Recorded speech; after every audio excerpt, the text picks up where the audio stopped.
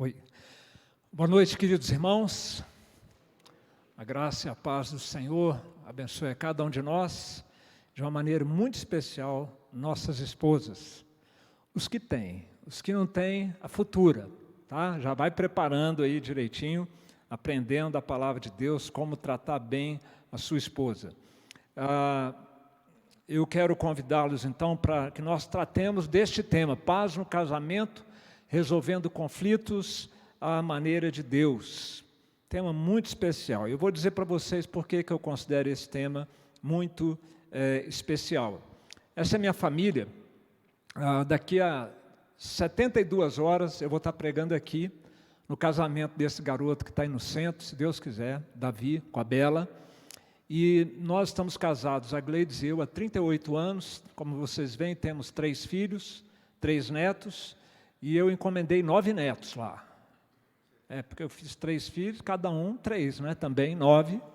E aquele que me der o 10º neto, eu prometi herança dobrada. O dobro de nada é nada, né? Mas pelo menos fica um incentivo, né? para eles, né? E de ministério, meus irmãos, são cerca de 35 anos. 5 anos no seminário já em ministério e 30 anos de pastorado. Por que eu estou dizendo isso?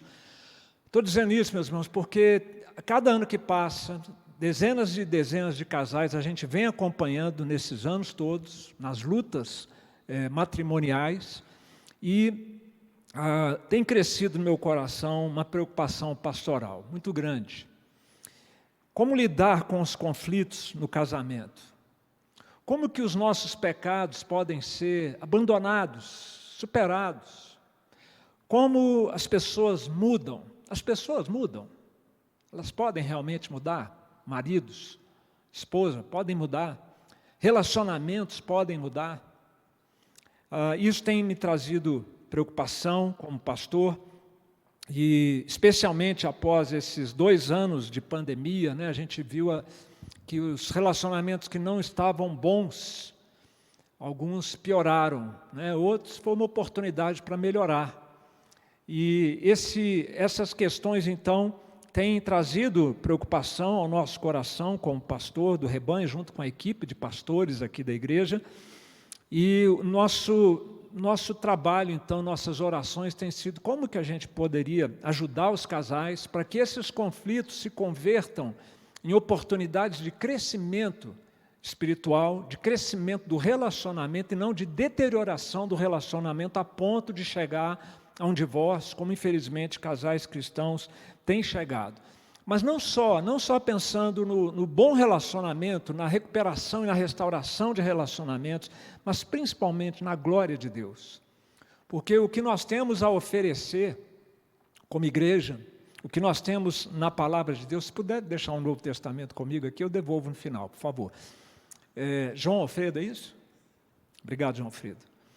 O que nós temos a oferecer em termos de evangelho e da palavra de Deus, no final das contas, resulta em glória ao nome de Deus. E essa deve ser a nossa maior preocupação. Recentemente eu escrevi um artigo sobre esse tema, paz no casamento, lidando com os conflitos conjugais à maneira de Deus, para o doutorado lá no Andrew Jumper, no Mackenzie, em São Paulo. Esse artigo ele está disponível no aplicativo da nossa igreja. Se você tem um aplicativo, só ir lá em publicações, é o primeiro item da lista. Eu sugiro a sua leitura, sugiro que você compartilhe. Quem sabe você conhece casais que não estão em paz, estão em conflitos. Você pode compartilhar com alguém, tá? Quem não casou ainda, já vai lendo, já vai entrando, né, no esquema aí da palavra de Deus. E eu quero começar então por onde tudo começou. Todos os conflitos de relacionamento conjugal começaram ali, no Éden. O primeiro problema, depois da rebelião contra Deus, qual foi? Conflito conjugal. Na hora que Deus chama o casal, chama Adão e fala: Adão, onde você está? O que foi que aconteceu? Quem te fez saber que você estava nu? E aí, no final das contas, ele diz: a mulher que me deste por esposa, ela me deu da árvore e eu comi, a culpa é dela. Percebe que quebrou a harmonia que existia? Quebrou a alegria daquele jardim, quebrou o deleite daquele jardim. Éden, no hebraico, significa deleite, prazer. agora acabou, né? E os conflitos, então, começaram ali, porque longe do Criador e com o coração rebelde, já fica a dica, não tem como o relacionamento com ninguém ser bom, muito menos com a esposa. Vou repetir, aquele casal foi expulso do Éden, para longe do Senhor, e saíram dali com o coração rebelde. Muitos casais estão enfrentando dificuldades no seu relacionamento por causa dessas duas coisas. Estão fora do jardim, longe da presença de Deus, e com o coração endurecido, rebelde. Mas, de novo, é por aqui que nós vamos achar o remédio, tanto para esse distanciamento, quanto para essa dureza de coração. E nós precisamos crer nisso. Porque, assim, ato contínuo, a rebelião e a queda, o Evangelho foi anunciado.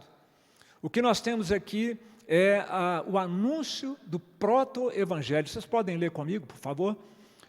Porém, inimizade entre ti e a mulher, entre a tua descendência e o seu descendente. Este te ferirá a cabeça, e tu lhe ferirás o calcanhar. Abaixe sua cabeça e vamos orar, por favor. Senhor, nós estamos diante da palavra do Senhor e da promessa que o Senhor fez no jardim do Éden, a respeito da vinda do teu Messias, teu Filho, nosso Redentor. E nós pedimos ao Senhor, ó Pai, que ao final desses minutos de exposição da palavra e da doutrina bíblica, que o nosso coração se encha de esperança e de submissão, para que a paz de Cristo seja realidade nos nossos lares e nos lares de pessoas conhecidas nossas que vivem em guerra, Senhor. Tenha misericórdia, fala ao nosso coração nessa noite, é o que lhe pedimos no nome de Jesus. Amém. Meus queridos, a esperança para casamentos ruins no Evangelho, porque somos todos pecadores, nós somos todos descendentes de Adão e Eva, todos nós carregamos dentro de nós o pecado original, com a mesma potencialidade para o mal e para os atritos que aquele casal tinha. Mas no Evangelho, a esperança de reconciliação, de restauração, de crescimento, de amadurecimento, e essa esperança foi semeada e foi plantada no nosso coração ali, em Gênesis 3,15, Deus falando, o meu Messias vai esmagar o mal. Não apenas aquele que personifica o mal nesse mundo, que é Satanás, mas toda forma de mal será quebrada, esmagada, extirpada pelo poder daquele que vai esmagar a cabeça da serpente. No nosso caso, agora, do lado de cá da história, daquele que já esmagou a cabeça da serpente quando morreu e ressuscitou ali na cruz. Todos os conselheiros bíblicos têm sido unânimes em concordar que o amor que vem de Deus, conhecido por ágape, é o remédio infalível para relacionamentos imperfeitos. Então, nenhum de nós aqui deveria dourar a pílula ou se surpreender que o nosso casamento seja imperfeito. Certa vez chegou um ex-membro dessa igreja, há uns mais de 15 anos, entrou no meu gabinete, pastor, eu estou separando da minha mulher, eu não acredito em casamento porque não conheço um casamento que seja perfeito. O que ele esperava? Né? Ele esperava então que ele tivesse tido um casamento perfeito. Detalhe, casou de novo. Casou de novo, mesmo não acreditando em casamento, mesmo sabendo que não existem casamentos imperfeitos ou casamentos perfeitos, eles realmente não existem. Ninguém aqui casado tem um casamento perfeito, nenhum solteiro vai conseguir casar com uma mulher perfeita e nem vai conseguir ser um homem perfeito para sua esposa. Mas o fato é que mesmo assim nós podemos ter casamentos abençoados, que sejam bênção para o casal, para a família, filhos, netos, que sejam um testemunho para a sociedade, pelo poder do Evangelho de Jesus Cristo. O problema é que nós muitas vezes achamos que este Evangelho é só para levar a gente para o céu. Mas é muito mais do que isso. Só isso já seria demais. Mas não pode chegar lá no céu de qualquer jeito. Não pode chegar lá no céu feito um ímpio, feito um pagão. Tem que chegar lá um coração transformado, cada vez mais parecido com Cristo. E por isso nós temos que acreditar, meus irmãos, que é com esse amor que vem de Deus, o amor revelado no Evangelho, é que nós vamos conseguir experimentar paz no casamento e relacionamentos muito significativos, né, com nossa esposa. Resumo da minha fala aqui vai ser esse, tá? Só pelo Evangelho a esperança de paz no casamento. E eu quero então poder detalhar para vocês o que Evangelho é esse, o que o Evangelho ensina, o que o Evangelho faz no coração da pessoa, no relacionamento, a ponto de nós podermos desfrutar de paz no casamento. Se o seu casamento é bom, pode ter certeza que com o que o Evangelho tem a oferecer, fica melhor ainda.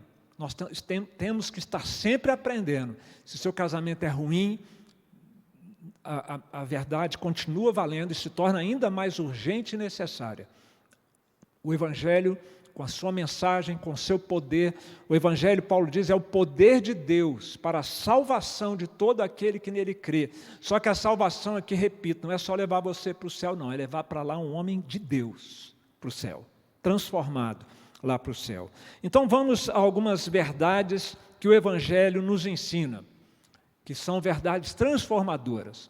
A primeira delas tem a ver com a finalidade do casamento. O Evangelho fala da finalidade do casamento. Você percebe que o Evangelho é muito mais amplo do que às vezes a gente simplifica, né? Jesus, você é um pecador, Jesus morreu pelos seus pecados, você precisa aceitar Jesus e a gente para por aí. Até sobre a finalidade do casamento, o Evangelho nos ensina. Casamento para quê?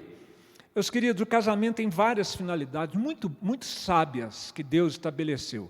Casamento é bom para companheirismo, a gente vê isso lá no Éden. Casamento é bom para enriquecer a vida humana, porque há uma complementariedade no relacionamento conjugal. Não só anatômica, mas há uma complementariedade de alma com a pessoa com quem a gente se casa. Um companheirismo, que a pessoa traz suas qualidades, sua experiência de vida, a gente leva a nossa, e o casamento tem o potencial de nos fazer pessoas melhores, por causa dessa complementariedade que existe entre o casal. O casamento é muito bom, porque ele proporciona deleite sexual, e não o deleite sexual pelo sexo simplesmente, mas a relação sexual no casamento é a celebração frequente da aliança feita perante o Senhor. É momento de festa, é momento de celebrar aquela união que Deus concedeu ao casal. Casamento é uma bênção também, porque por meio dele nós geramos filhos para serem discípulos de Jesus Cristo. Casamento é uma bênção, especialmente depois da queda, também como uma proteção contra a tentação sexual. São muitas os benefícios que o casamento traz, mas a mais importante delas não é nenhuma dessas razões, é esta daqui. Vamos ler juntos. E Deus os abençoou e lhes disse, vocês estão com a barriga cheia? Por isso está difícil sair a voz aí? Também, cara, eu fiquei chocado quando eu vi aqueles 2 panelões vazios, não acredito. Não tem homem suficiente aqui para esvaziar 2 panelas daquela, não, cara. Que loucura. Eu fiquei chocado. Mas vamos lá, faça uma força. Eu sei que está saindo aqui, né, pelo nariz, mas vamos lá. E Deus os abençoou e lhes disse, sede fecundos, multiplicai-vos, enchei a terra e sujeitai-a, dominai sobre os peixes do mar, sobre as aves dos céus, e sobre todo animal que rasteja pela terra. Guarda essa referência, Gênesis 1, 28. Porque essa é a primeira ocorrência da grande comissão na Bíblia. A primeira grande comissão, a primeira ocorrência não é Mateus 28, 19. Lá é também. Lá é a primeira ocorrência no Novo Testamento, já no final do ministério de Jesus. Mas na Bíblia, a primeira grande comissão está aqui. E os principais teólogos eruditos da atualidade, missiólogos, estão ensinando isso. Porque o que foi ali que aconteceu no jardim? Deus cria o homem e a mulher à sua imagem e semelhança e os abençoa para fazerem filhos, para que os seus filhos continuassem carregando, refletindo a imagem e semelhança de Deus. À medida em que eles constituíssem família, tivessem filhos, eles iriam expandindo o jardim, expandindo aquelas criaturas com a imagem e semelhança de Deus, mas o jardim era um jardim-templo, como esse aqui agora. Isso aqui é um lugar de culto com Deus. Deus está presente, que não nos prédios, mas em nós. Era assim lá, de modo similar ao que nós estamos experimentando aqui agora. E eles deveriam então espalhar o jardim-templo no planeta inteiro e os adoradores no planeta inteiro. E o casamento servia a esse objetivo, pronto. Essa é a principal finalidade do casamento. Nós promovemos a glória de Deus através do relacionamento do casal, através dos filhos do casal, pela maneira como essa família vive, a glória de Deus ser percebida e conhecida na família maior, na vizinhança, no ambiente de trabalho. As pessoas vão olhar para você, para a sua família, e vão dizer como diziam lá na época do profeta Isaías, quando Isaías profetiza: ali vai uma família bendita do Senhor. Não terão filhos para a calamidade, mas para a glória do nome de Deus. E o casamento serve a esse objetivo. O objetivo de fazer o nome de Deus glorificado. Tanto é que o apóstolo Paulo, quando vai falar de casamento, ele fala de evangelho. Ele fala que assim como o marido deve amar a sua esposa, cuidar da sua família, Cristo amou a igreja. E ele fala que é um grande mistério isso. Ele faz a conexão entre as duas coisas, entre o evangelho e o casamento. Portanto, finalidade do casamento. Existem várias, mas a mais importante delas é fazer o nome de Deus glorificado pela aliança matrimonial, pela qualidade do relacionamento, pela maneira como o pai cuida da família, como ele ama a sua esposa, serve a sua esposa. Então, meus queridos, no primeiro momento, nós temos que refletir aqui sobre os ecos do Evangelho no casamento. Eu já deixei bastante claro, eu espero, como há uma ligação entre o casamento e o Evangelho, e nós precisamos pensar também no que nós estamos fazendo com o nosso casamento, quem é casado aqui. Que valor temos dado ao casamento? Quantos são os benefícios que Deus pensou para o casamento e do qual nós podemos desfrutar? E que responsabilidade nós temos de fazer o nome de Deus glorificado? Então, fazendo uma autoanálise do seu casamento, do seu papel como chefe de família, e é bom que aqui só tem homem hoje, né? Que a gente pode soltar o arreio aqui na turma, né? Mas olhando para o meu papel, o seu papel como homem, como chefe de família, você tem dado o devido valor a esse presente de Deus para a sua vida? Ah, mas meu casamento não é perfeito. Não é para ser mesmo, senão você nem estaria nele, nem eu. Em casamentos imperfeitos, mesmo assim, nós temos dado o devido valor a todos esses benefícios e temos tido a consciência, a responsabilidade com esse presente de Deus, que é o casamento.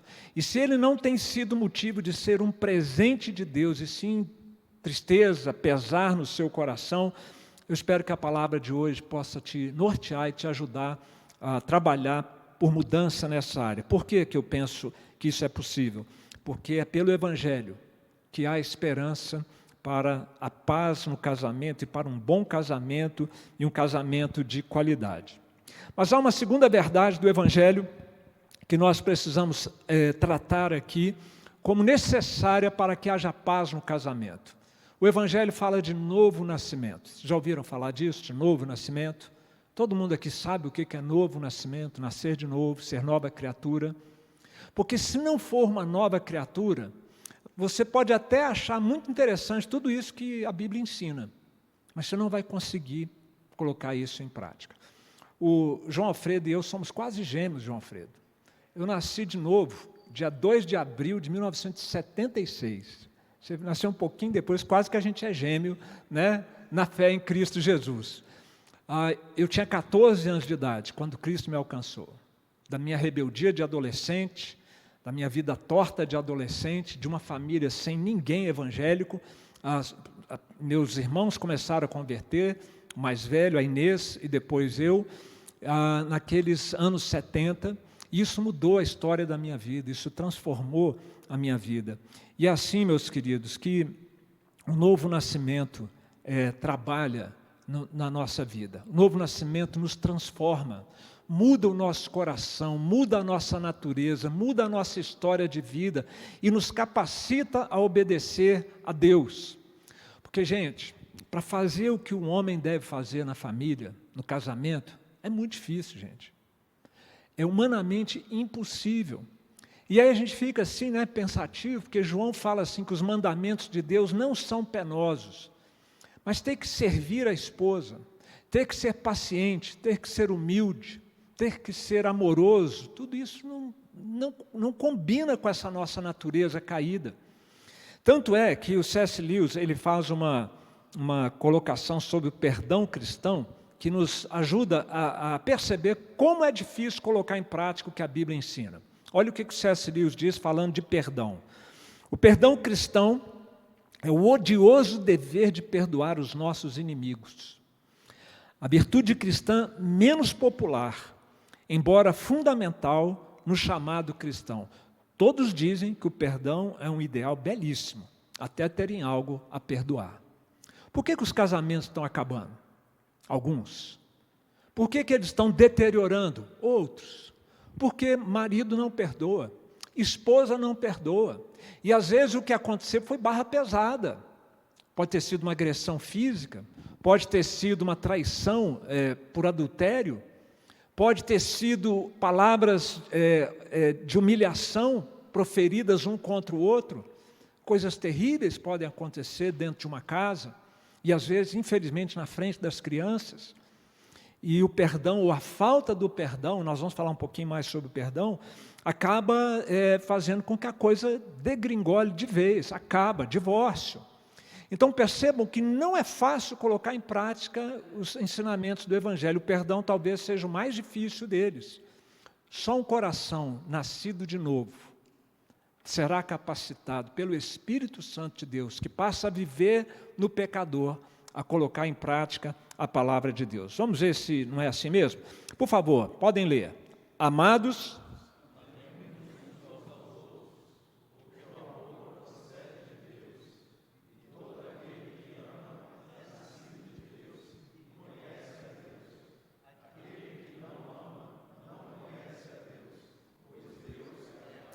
Deus é amor.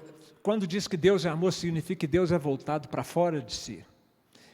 O Pai é voltado para o Filho, que é voltado para o Espírito Santo, que são voltados, o Deus único, as três pessoas da Trindade, voltados para a sua igreja, para o seu povo. Deus não é ensimesmado, Ele não é voltado para si mesmo. E aquele que de fato nasceu de novo, saberá fazer isso. Aprenderá com o Pai, receberá do Pai essa capacidade de amar dessa maneira, altruisticamente, generosamente, de perdoar, de não guardar rancor, de servir, de ser bênção na sua família, de não ser egoísta, de não viver só para si e querer ser servido. Só o novo nascimento pode fazer isso por nós.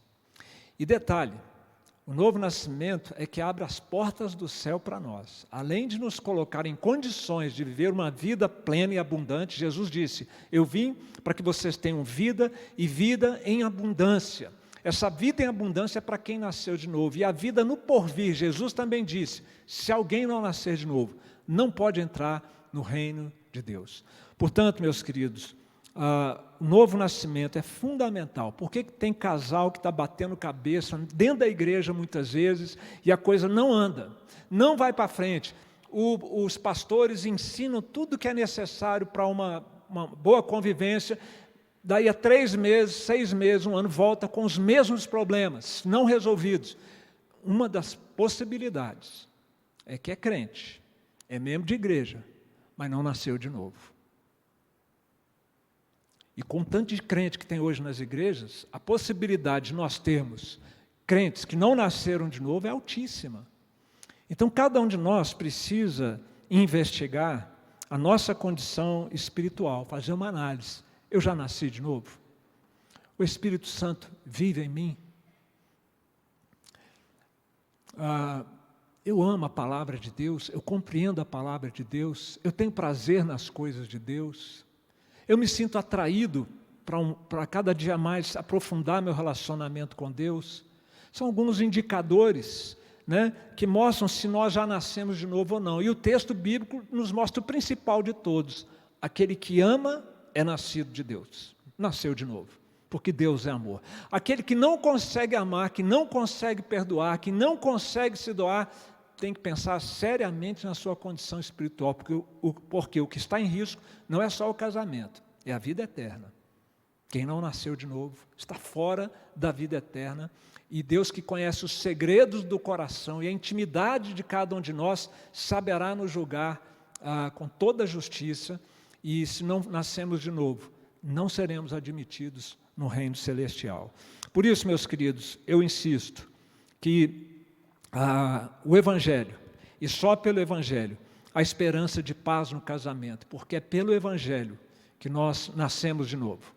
Tomamos conhecimento da nossa necessidade do perdão de Cristo e da necessidade de nos arrependermos, colocarmos a nossa confiança em Jesus, experimentando esse tal novo nascimento que o Novo Testamento, a Bíblia ensina com tanta veemência e importância. Uma outra verdade importantíssima e necessária para que haja paz no casamento é a chamada santificação progressiva, uma doutrina nitidamente reformada, calvinista, que ensina que não basta nós nascermos de novo, nós temos que agora aprender a viver como novas criaturas. E isso vai acontecer ao longo de toda a nossa vida. Aqui está também uma das possibilidades, porque alguns casais estão quebrando cabeça, porque nasceram de novo, mas não avança espiritualmente, não cresce espiritualmente. O autor de Hebreus dá uma chamada nos crentes judeus daquela época, ele diz: já passou tanto tempo, vocês podiam ser mestres da palavra e estão precisando de leitinho de novo. É porque não houve a santificação progressiva, não houve o crescimento espiritual que Deus quer nos proporcionar. Deus não está querendo que a gente se vire para crescer espiritualmente, não, Ele quer nos ajudar nisso. Ele nos dá os meios necessários para isso. Veja, por exemplo, o que Robert Jones, um especialista na área de aconselhamento bíblico, escrevendo num livro chamado Em Busca da Paz, ele coloca que a pacificação em qualquer relacionamento, no caso aqui nós estamos falando de casamento, a pacificação não diz respeito apenas a administrar a ira, mudar os maus hábitos, ou seguir algumas dicas para uma discussão razoável. Isso aqui é tão importante, gente. Presta atenção nisso. Tem gente que se contentaria, está tendo problema de atritos no trabalho, na família, no casamento. Então vamos condicionar essa pessoa, vamos educá-la, adestrá-la, para que ela passe a melhorar os maus hábitos dela, controlar a sua ira, aprender a se comunicar, e o problema está resolvido. Para isso, não precisa do Evangelho, porque ali está mudando a conduta. O Evangelho vai mudar o coração da pessoa. Vai mudar o coração, porque é de dentro do coração que brota gritaria, ira, rancor, violência e todo tipo de porcaria que nós fazemos, pensamos ou deixamos de fazer, brota do coração. A santificação progressiva trata o coração do pecador, porque ele já é uma nova criatura, o Espírito Santo está dentro dele, então agora o Espírito Santo vai nos mostrar na palavra aquilo em que nós estamos divergindo do caráter de Cristo, e vai nos ensinar como experimentar o que é ter Cristo vivendo em nós, crucificando o ego a cada dia e experimentando o fruto do Espírito Santo a cada dia na nossa vida. A proposta da santificação progressiva é infinitamente superior a qualquer ajuda que o coaching, que qualquer condicionamento terapêutico possa oferecer, qualquer ajuda humana. Essa é uma ajuda que vem de dentro, do Espírito Santo de Deus, por meio da palavra, com a ajuda de aconselhamento bíblico, de conselheiros bíblicos, com a ajuda da comunidade cristã, com a ajuda da oração, da leitura bíblica, ou seja, são diversos coadjuvantes nesse nosso aprendizado para nos tornarmos o quê? Como Cristo. Leiamos.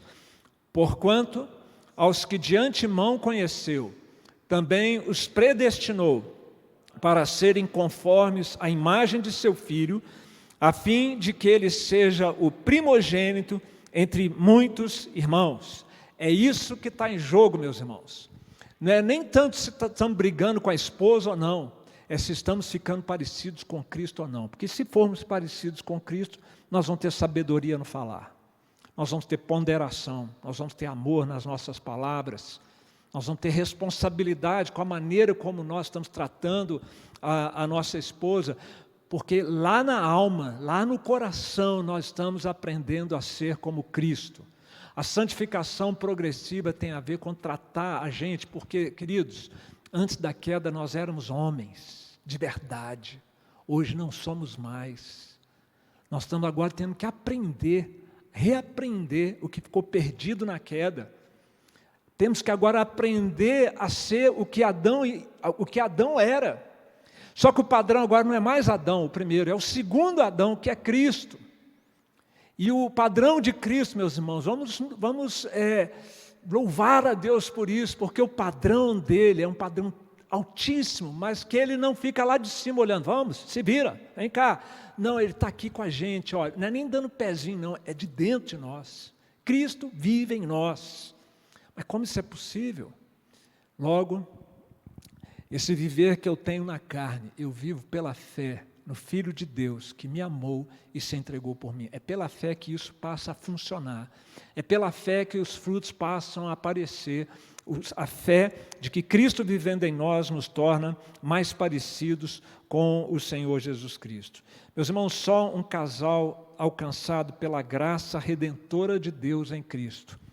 Só um casal em quem a imagem de Deus está sendo restaurada, vai entender isso que nós estamos falando, da santificação progressiva, vai se dispor a isso e vai progredir nesse objetivo de Deus para nós, que é nos fazer parecidos com o Senhor Jesus Cristo.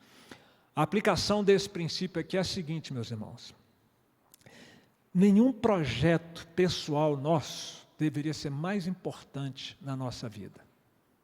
Nem ter bens, nem ter prestígio, nem ter sucesso, nem ser útil, nem ser útil deveria ser o nosso principal objetivo de vida. Nosso principal objetivo de vida deveria ser experimentar o que nós acabamos de ler em Romanos. A cada ano que for passando, eu estou me tornando mais parecido com Cristo. O resto vai ser consequência. Sucesso ou não, dinheiro ou não, casamento ou não, filhos ou não, o restante é o que Deus mandar. Mas o objetivo, o grande projeto da minha vida, da sua vida, tem que ser esse, da santificação progressiva, de nos tornarmos mais parecidos com Cristo.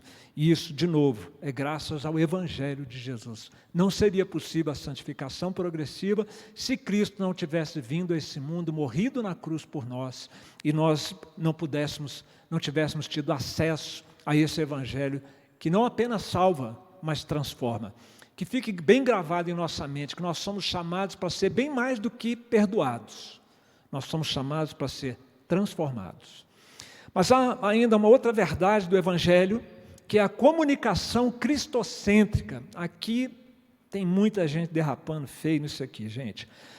Mas, de novo, não adianta ensinar o passo a passo da comunicação cristocêntrica, se não for uma nova criatura. E também não adianta ensinar a comunicação cristocêntrica se for uma nova criatura, mas for um crente rebelde, que está relaxado, desleixado, negligente, não quer crescer espiritualmente. Mas naquele que está comprometido com o Senhor, a orientação bíblica da comunicação cristocêntrica vai ajudar demais, porque a comunicação é fundamental para um lar centralizado em Cristo, porque é a comunicação o meio pelo qual os relacionamentos na família, marido e mulher, pais e filhos, se estabelecem, crescem e se mantêm. Comunicação é fundamental para manter bons relacionamentos. E, infelizmente, tem gente que não sabe se comunicar. Aqui, nesse lugar de culto, provavelmente não, eu diria que, vou dar aqui 99% de certeza, tem uma galera que age daquele jeito ali, da imagem, e tem uma galera que age daquele outro jeito, quando tem conflitos na vida, e vamos falar aqui de casamento. Tem uma discordância com a esposa, o clima aumentou, O clima esquentou, a temperatura aumentou. Vai ter gente que vai reagir assim, igual um vulcão. Explode para cima da esposa. E briga, e xinga, e fala, né? E talvez vai ter do lado de lá uma esposa que reage do mesmo jeito. Aí você já viu, né? Que problema que vai ser? Sai de perto quem tiver, né? Sai de baixo quem estiver perto. Queira Deus que não sejam os filhos. Agora vai ter gente que vai reagir daquele outro jeito ali, que é o da implosão. Na hora que recebe a agressão, murcha. Murcha, mas guarda lá dentro, bem geladinho, o ressentimento e a amargura. E uma hora aquilo virá à tona. E esse tipo de pessoa não reage, né, no rompante, de maneira intempestiva, mas fecha a comunicação, fecha o coração para a esposa. E vai ser muito ruim se os dois forem assim também, porque imagina, um fica amuado de um canto, outro amuado do outro, vão passar dias, semanas, debaixo do mesmo teto, da mesma casa, sem conversar um com o outro, né? Então, nenhuma das combinações aqui presta. Nem dois explosivos, nem dois implosivos, e nem a mistura, um de um jeito e o outro do outro jeito. O que a palavra de Deus nos ensina é nós nos pautarmos por uma comunicação cristocêntrica, uma comunicação baseada no Evangelho de Cristo e naquilo que Cristo ensinou sobre como resolver conflitos de relacionamento.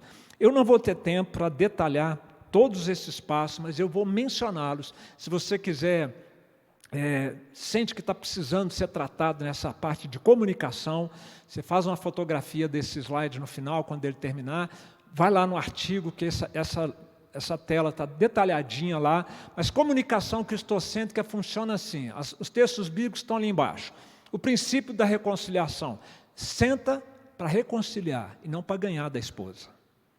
Senta para ganhar a esposa. O objetivo tem que ser bem definido no seu coração. Você pode estar com muita raiva, mas eu vou sentar aqui para eu sair daqui reconciliado com essa mulher, para a gente ficar bem, porque essa é a vontade de Cristo, é o que Ele ensina na palavra. O segundo princípio é o princípio da prioridade. Deixa perante o altar a tua oferta. Não é lenda, mas tem casal que chega aqui no estacionamento, de casa até aqui, quebrando o pau. Na hora que chega no estacionamento, abre a porta, e parece que um milagre acontece, né? Porque saem sorridentes. Ô irmão, tudo bem, pastor? Tudo bem, pastor? Né? Assiste o culto, participa de tudo, né? Despede dos irmãos, está quase na hora do almoço, na hora que a porta do carro fecha, continua a briga do ponto onde parou. O princípio da prioridade diz o seguinte: não apareça por aqui, não te queremos aqui. Se tiver desse jeito, pode dar meia volta no estacionamento e vai embora. Deixa perante o altar a tua oferta e volta para reconciliar com a tua esposa.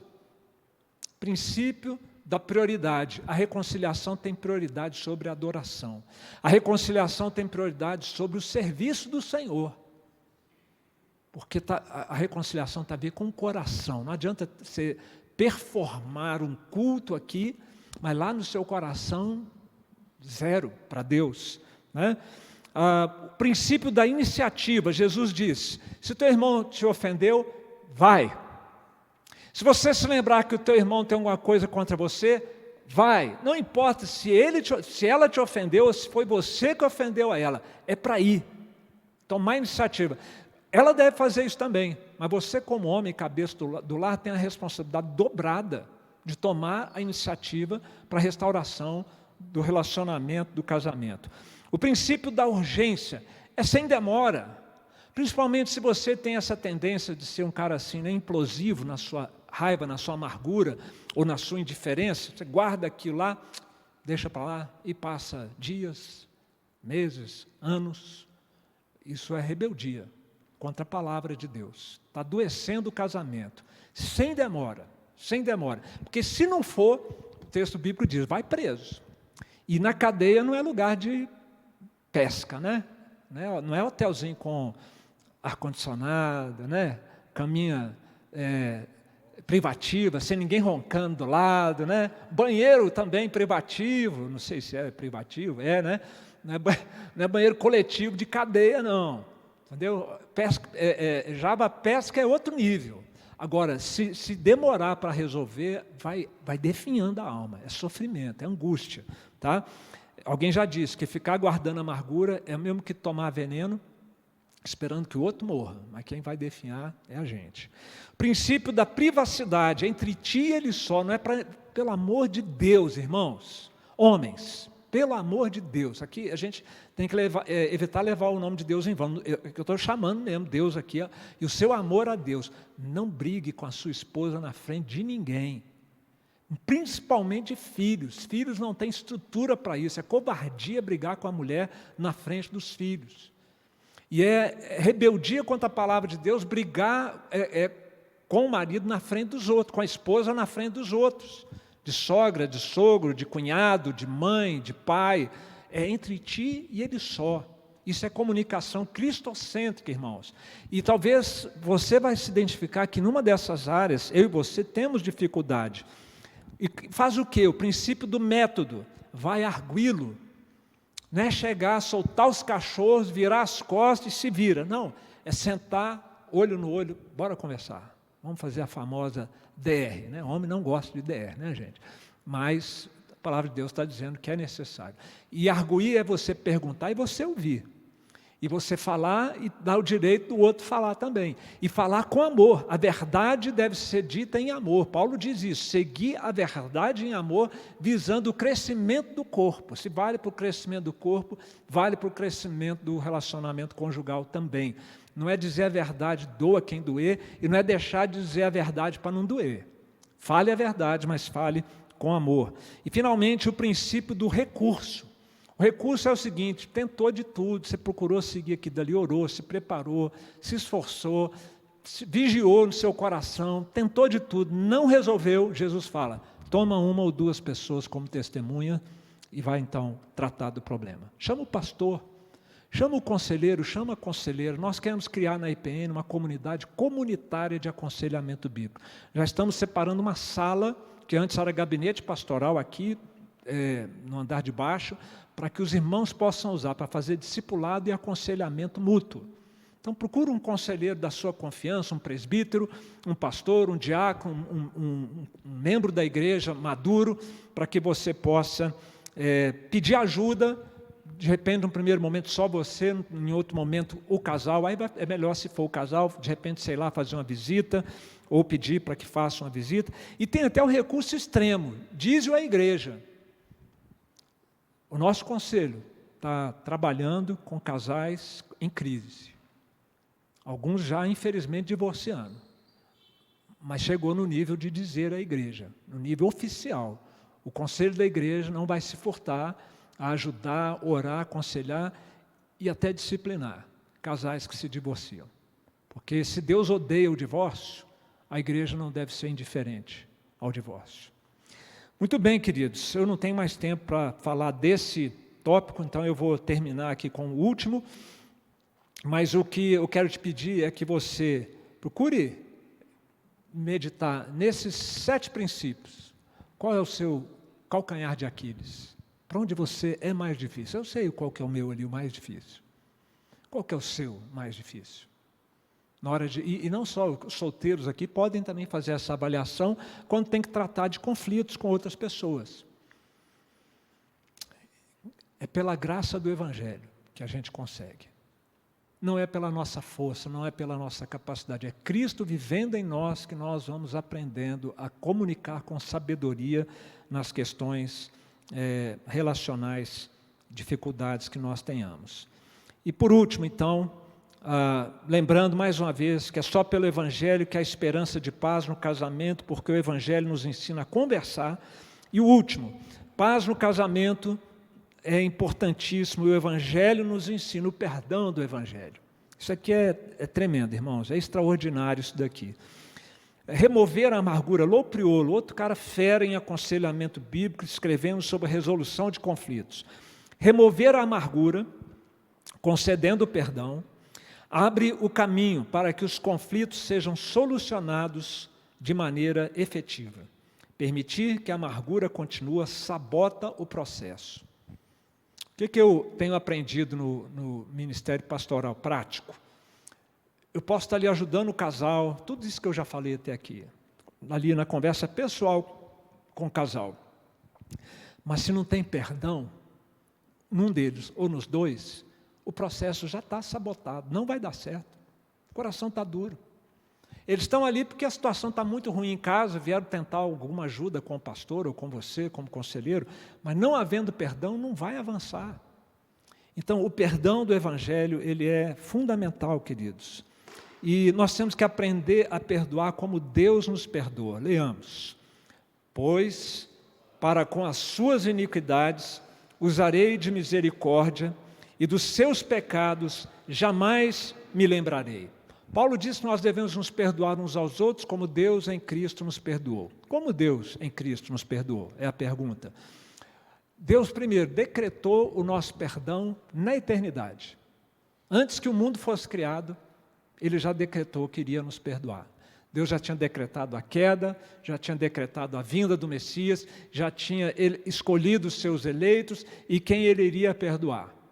Deus unilateralmente decidiu perdoar. Mas Ele concedeu o perdão, declarou o perdão, e o pecador pôde desfrutar do seu perdão depois que o pecador se converteu, arrependido, e colocou a sua confiança em Cristo. E uma vez feito isso, Deus se comprometeu a jamais se lembrar do que nós fizemos no passado. Não está escrito isso aqui, gente? Deus esquece os nossos pecados? Essa é uma pergunta capciosa. Deus esquece os nossos pecados? O que o texto bíblico está falando? Que Ele esquece? Não. Que Ele não lembra. É diferente. Esquecer é amnésia, é apagão, deletar da memória. Deus é onisciente, não tem como. Mas Ele fala, não vou ficar lembrando. Eu não vou ficar trazendo, de novo, jogando na sua cara o que você fez no passado. Tetelestai, está pago, está perdoado, está resolvido o nosso problema. Mas você percebe essas duas instâncias do perdão de Deus? Na eternidade, Deus decretou o perdão, e no tempo e na história, nós desfrutamos do perdão de Deus. No casamento, em particular, mas na vida de modo geral, o perdão do Evangelho tem esses dois níveis também. O nível do pré-perdão, quando nós decidimos incondicionalmente, independente do que a esposa fizer conosco, esperamos que ela também pense assim em relação a nós, né? Hoje, nós é que estamos na berlinda aqui, por isso que eu estou falando, né? Que a esposa, quando ela nos ofender, quando ela fizer algo pequeno, grande ou terrível, nós todos tenhamos a disposição como a de Deus. Eu perdoo qualquer ofensa que a minha esposa fizer contra mim. Ah, pastor, você está brincando, né? Qualquer? Bom, se é para perdoar como Deus em Cristo nos perdoou, é qualquer ofensa, porque nós somos perdoados de todas as nossas ofensas. A nossa esposa nunca vai conseguir nos ofender mais do que nós ofendemos a Deus até aqui. Ou vocês acham que ela consegue superar a gente no quesito pecado contra Deus? Então, se todos os nossos pecados são perdoados em Cristo, por que nós não poderemos perdoar também? Agora, o segundo nível é o da declaração condicional. Eu vou declarar, é a chamada transação do perdão. Eu vou dizer, eu te perdoo, quando a esposa vier pedir perdão. E quando ela vier pedir perdão, o relacionamento vai ser plenamente restaurado, porque foi assim com a gente, Deus também. Ele já tinha decretado o perdão, mas nossa relação com Ele só foi restaurada quando nós nos convertemos e, arrependidos, clamamos pelo perdão do Senhor. Então, o segundo nível, você não tem controle dele, mas o primeiro nível limpa a sua alma de ficar guardando ressentimento e te ajuda a melhorar o clima dentro de casa, porque um homem amargurado, com feridas no coração, ele não vai contribuir em nada para um bom relacionamento, nem para a paz no casamento. E assim como Deus declara e não fica mais lembrando das nossas ofensas, o perdão, ele tem 4 promessas, que eu também passo aqui voando raso por causa do nosso tempo. Você precisa prometer, se de fato você perdoou, promete para sua esposa, promete para você mesmo, eu não pensarei mais sobre a ofensa dela. Eu não mais a acusarei e nem usarei a ofensa contra ela. Ou então não perdoou, porque se ficar voltando, jogando a cara, não perdoa. Eu não falarei da sua ofensa a terceiros. Não vou ficar espalhando o que ela fez, entre ti e ele só. E essa quarta aqui vai depender principalmente da confissão e do arrependimento da esposa, mas no que depender de nós. Eu não deixarei que a ofensa prejudique o nosso relacionamento e tratarei a minha esposa com graça, assim como Deus me trata com graça. Meus queridos, só pelo Evangelho há esperança de paz no casamento. Fazendo uma avaliação para terminar, o que pode estar faltando em você e em mim, que pode estar contribuindo para um desgaste do casamento? O casamento não está legal. Ou que poderá no futuro, se está bom, Deus conserve assim. Será que é a falta de consciência, de compromisso com o casamento, é de não entender o que é o casamento e o quanto o casamento está atrelado à vontade soberana de Deus? E eu quero agradar o meu Deus, então eu vou procurar fazer do meu casamento o melhor casamento possível para que Deus seja glorificado. Será que está faltando isso em nós? Ou será que está faltando da nossa parte a experiência pessoal como nova criatura? Eu sou de igreja, eu gosto da igreja, mas eu não tenho segurança de ter nascido de novo. Então, quem sabe as crises e as dificuldades no seu casamento são para mostrar isso, que você precisa nascer de novo. Ao invés de ser uma provação simplesmente, é uma oportunidade. Deus está aguçando em você a necessidade do novo nascimento. Ou será que está faltando você compreender e viver na prática esta tal santificação progressiva para a qual nós somos chamados? Ou ainda será que, no caso, está faltando saber conversar do jeito bíblico? Ou será que está faltando perdoar? Só isso, perdoar como Deus nos perdoou. E eu quero terminar deixando uma bomba no seu colo. Uma bomba que caiu no meu colo quando Davi Merck esteve aqui pregando há umas meses atrás. Ele falou um negócio assim que foi um soco no estômago.